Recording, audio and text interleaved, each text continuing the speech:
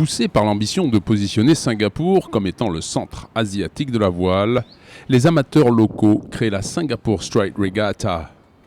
21 ans plus tard, Singapour reste à l'avant-garde de la voile dans la région. Nous avons fait des recherches sur la façon dont la voile a évolué et grandi au cours des 20 dernières années autour de l'île. Une bonne brise avec des rafales soufflant à plus de 20 nœuds accueille les concurrents pour les dernières courses. Sur des parcours techniques, la flotte des SB20 doit s'appliquer pour éviter les sorties de route. Les équipages sont mis à rude épreuve. L'équipe anglaise de Glasgow Kiss, skippée par Nils Ramislovic, maîtrise bien les conditions du dernier jour. En empochant une victoire et une 3e place, il scelle définitivement le titre du championnat.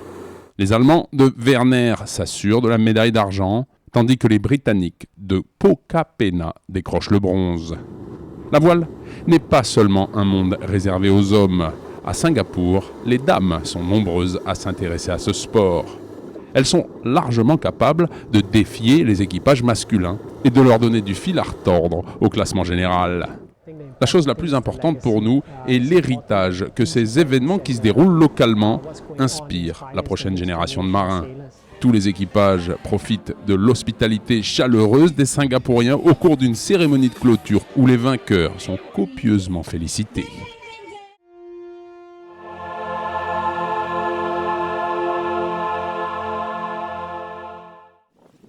La Warren Jones Regatta est organisée par le Royal Perth Yacht Club et est réservée aux marins de moins de 25 ans. Danemark, Japon, États-Unis, Grande-Bretagne, Nouvelle-Zélande et Australie. C'est formidable de voir ces équipages, dont certains viennent de si loin, pour participer à la Warren Jones Regatta à Perth, en Australie occidentale, la ville la plus isolée du monde. Venu pour tenter de terminer le boulot commencé il y a 3 ans, le skipper kiwi Chris Steele parvient enfin à repartir avec le titre. Ça fait trop longtemps, 3 ans d'attente. Il semblait même que ça allait se reproduire à nouveau. Ouais, je suis très content de remporter le titre et de bien commencer l'année 2015.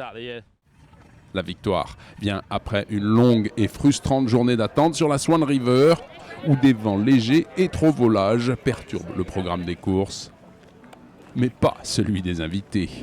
Steele et son équipage de Josh Salthouse, Hamish Hardy, Shane Divney et Harry Hull sont au pied du mur et doivent impérativement gagner le dernier match pour remporter la finale et le trophée au jeu des égalités. Nous nous sommes dit qu'on ne pouvait pas contrôler la météo, mais qu'il fallait rester concentré. Si jamais une opportunité se présentait, il nous fallait être sûr d'être en mesure de la saisir, et c'est exactement ce qui s'est passé.